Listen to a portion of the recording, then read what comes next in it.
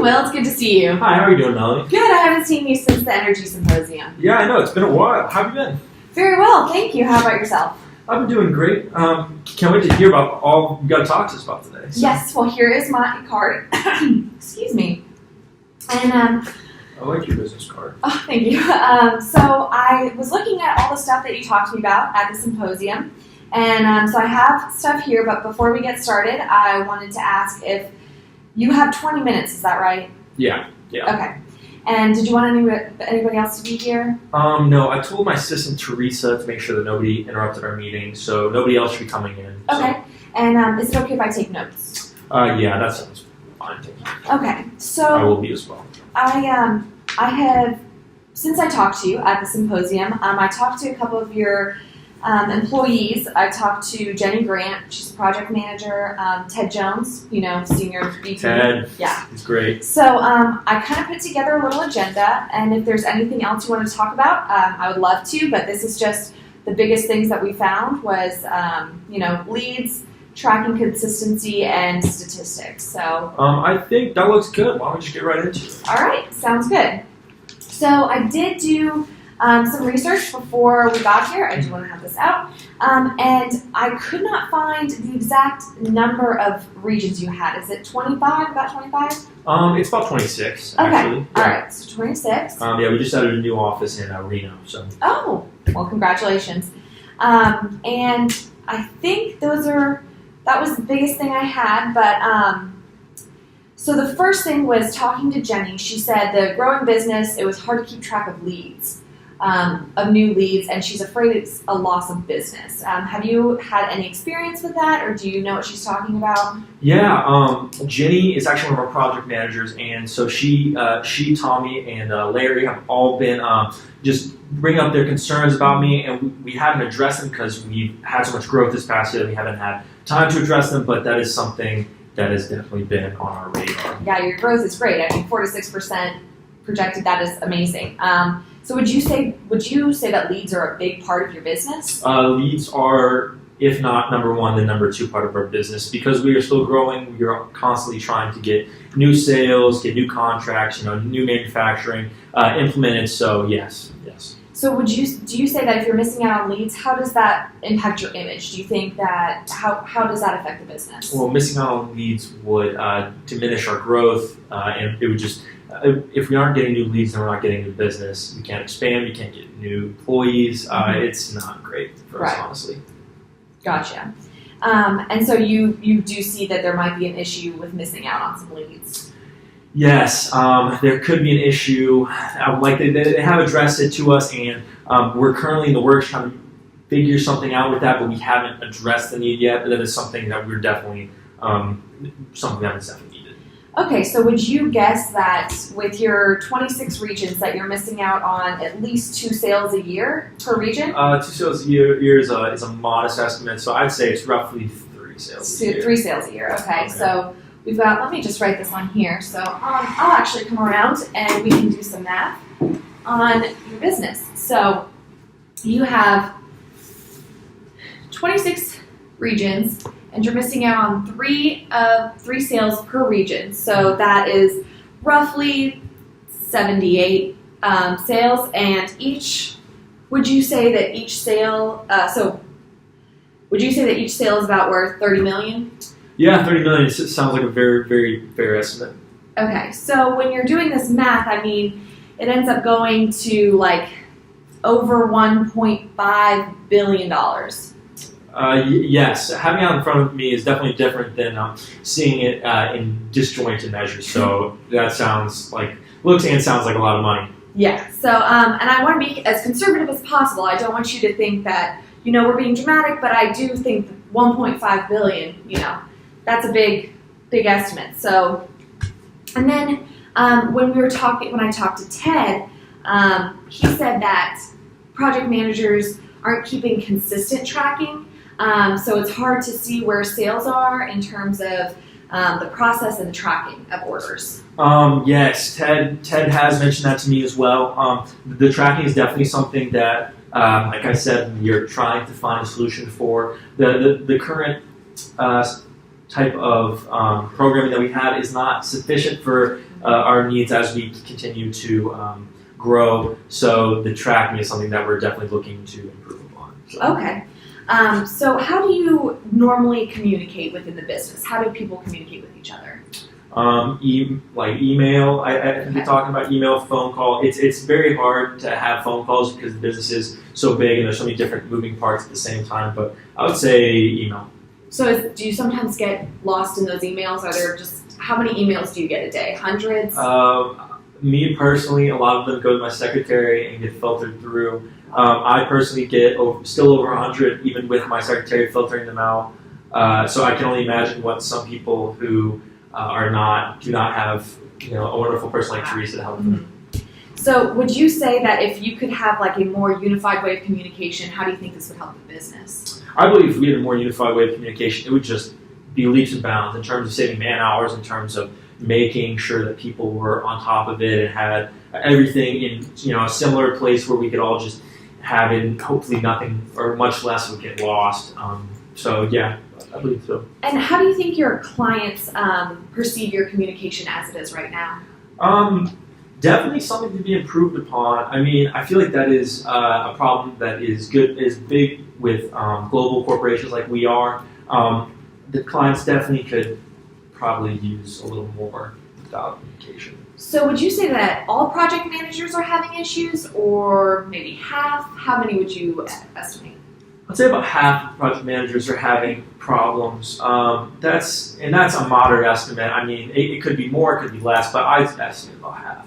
Okay, so with our 25 or 26 regions, it would be, we'll say 12 to be more conservative. I want to make sure, I'm not overestimating anything here. So let's say there's 12 project managers having issues. Would you say that you've lost any clients from lack of communication? Yes, I'd say we have lost some clients. More than I would like. Would you say about 5 per that 12 regions? 5 per region, yep, that sounds, you're hitting me right to the core. So yeah. So with that, and when we're looking at it, each deal is probably worth about $20 million, right? Yes. Okay. So when we're looking at that, that means that with the missing out on these tracking orders and selling processes, you're missing out on about $1.2 billion. I mean, unfortunately, that's what it's looking like. So, wow, that's a very large number you just put in front of me. Yeah. Don't want to make it hurt too bad. So, but I do want to ask, the third one was about the statistics and sales that you're presenting to the board of directors might not be as accurate as you guys would like it to be, that's what I've inquired from Ted and from companies of your magnitude with the growing. I just want to know how you feel about that. Inaccurate statistics are unacceptable in my eyes. Their statistics should always be up to date because we live in statistics. We live in the manufacturing and the drilling, and a mistake can cost people's jobs. Honestly, if I'm being honest, a mistake can cost people's jobs, cost people's lives in terms of drilling. So completely unacceptable. So how do you think your clients feel about the inaccuracy that has been coming out of these smaller areas? Oh, I'm sure they're very frustrated. I mean, as am I. So I definitely see that there is a definite need for us to maintain accurate statistics overall. Okay. So. And would you say that your company needs more consistency with how they track and how you can get that information? Yeah, consistency is key. I think that if we had a consistent measuring, then we wouldn't even have these problems in the first place. Okay. And do you think that this is at all affecting your stock price when you're presenting it to the board? The stock price is definitely gone through some ups and downs, but I would say overall it's trending down, unfortunately. So I would hope that it hasn't affected it too much, but it definitely has. And so, do you think that with accurate readings, that stock price would be better? Yeah, the stock price would definitely go up if we had consistently accurate readings over a period of time. Okay. And with regional performance, do you think that if you could track your regional performance and see if any region is underperforming, how would you attack that as the boss? for any region that's underperforming, we would want to lift them up to make them, an adequately performing region, if not trying to make them better than they were, like the others were. Mm-hmm. That's just underperforming is something that we try to avoid, especially as we're going through such growth. So do you think if you could track those area or those underperforming regions that you could increase their sales? Yes. You do. Okay. Yeah. Would you say that by increasing those underperforming regions that you could increase your company 1%? 1% would be a fine estimate. I think that would be good in terms of like everything that is tracking with underperformance. Yeah. So 1% is really just another $1 billion that you're missing out on. Yeah, that's looking exactly right. $1 billion, we're scheduled for $1.4 billion or $100 billion, excuse me. So yeah, that sounds about right. So when you add up all of these costs here that you're missing out on, you're missing out on about $3.7 billion, and I think we were conservative. Wow, that's definitely a lot more money than I expected to see that we were losing placed in front of me. Yeah. So I can show you our Salesforce.com and see how it can benefit your company if you would like to. For sure. Thank you. So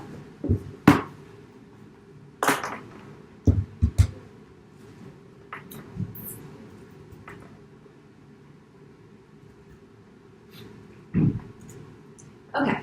So when you go, we're on the website right now. Yeah.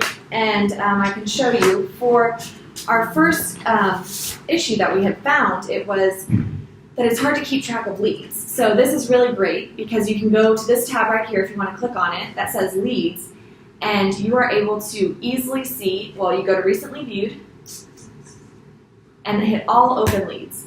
And you can now see, I've put in some of your clients so you can see some of the leads that you could have. Oh, wow. And with it, you can see phone, email, if the lead is new, you can say if it's new, if it's working, if it's nurturing, what you need to be doing to move that lead forward and to really propel your business and make that extra $1.5 billion in your company. Wow.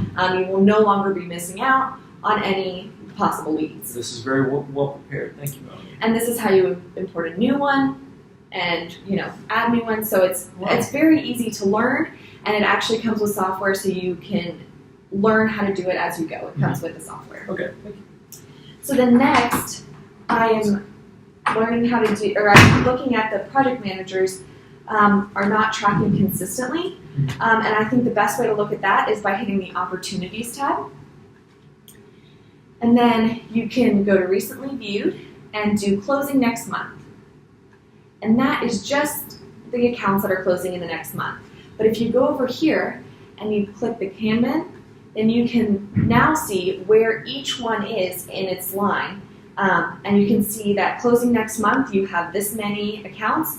And if you see this little thing right here, that is an intelligent alert. And that says that this needs to be closed and this needs to be done. So even if you're not in closing next month, you have that to know, I cannot miss out on this tracking, I cannot miss out on any of the important next steps. And then finally, I do want to show you how easy it is to maintain your sales and statistics so it can be easily presented to the board. Sure. And that would be going to this dashboard tab over here. It's a little more hidden, but you see dashboards. Yep. And I've created one for each of your regions so you can easily see how each region is doing. And if you click on the region, you can add different statistics about it, just how many. When you add more and more, it has how much they're making, how much they're earning. Wow. So I've made one for each, and whenever somebody gets a sale, they just simply click and drag it on over, just like that. Wow. And it's and then you can clearly see how much you've made and move on from there. So it's pretty great when you can look at this and see which regions are underperforming and which need help. And so if you need to look at that, it's all in that one place. Oh, wow. Thank you. That looks great. So that is what we want to do for your company, is really get this money back for you, because you're really missing out on $3.7 billion conservatively. Yeah, that's a very conservative investment too. I appreciate you showing me all this. It's definitely something that I am interested to look into more and have all my sales associates. I just have I have a couple things I want to ask about. So sorry, I don't know exactly what you said, but looks something like that might take a long time to learn, and I personally don't have the time as an executive to learn this all. Is there a way that I can use it and like try to figure out how to use it myself? Or Absolutely. So up here you can take a tour of Salesforce, and when new clients find this, I have learned from experience, you can master the most important things to you, especially as an executive. You can master that in about 30 minutes. Wow. You can look through it, you can know exactly what your tasks are, what your leads are, and what you need to be doing to follow up to make sure you lose no sales. And everybody would be able to use this and learn what different areas of Salesforce that they will need to specifically be in. Wow. Okay, so we've talked a lot about the benefits and everything that has gone into this, which I commend you for. One thing we haven't talked about is the price. Absolutely. How much is this going to cost our company? Absolutely. So you have about 500 salespeople. Is that correct? Yeah, sounds about right. And then you have, so that it will be about $1,800 per salesperson plus $14,000 setup fee. So in total, it's looking at about $15 million. Wow, that's still a lot of money, but that's a lot of money, Melanie. I don't know if our company can shell that out right now. But if you look at this $3.7 billion, you will be easily, that was a conservative estimate. You know, even with $15 million, you're still above $3 billion in profits. Okay, you're definitely right. This is definitely something that I definitely see the value in. Okay. So with that, I do want to see, I do have a contract here. And if you are feeling comfortable enough to sign it today, by all means, I would be very happy to take it back. However, I understand if you are not ready to move forward, but I would like to set up the next appointment. Unfortunately, I have to run this by my board of directors and our CFO. Okay. But I would love to set up another appointment with you sometime in the near future. Okay. When's the next time your board of directors meets? Our board of directors meets next Monday at, I think it's around 9 a.m. Does that time work for you? That absolutely works for me. I can definitely make it. And also, I wanted to provide you with this. These are recommendations that I have because I know this is a big sale. $15 million is a lot. You will be making so much more than that. So I hope that you know that. And so I hope that you can, if you need to reach out, you can reach out to those people and give me a call. But otherwise, I will see you on Monday. All right. All right. Thank you, Melanie. Thank you so much. I appreciate it.